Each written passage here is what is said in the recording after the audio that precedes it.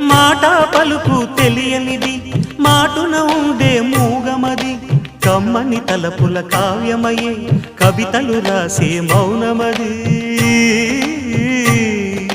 రాగల రోజుల ఊహలకి స్వాగతమిచ్చే రాగమది శృతిలయలరగని ఊపిరికి స్వరములు కూర్చే గానమది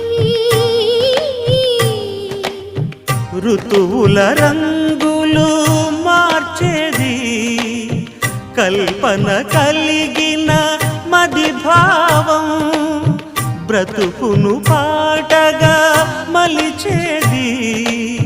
మనసున కదిలిన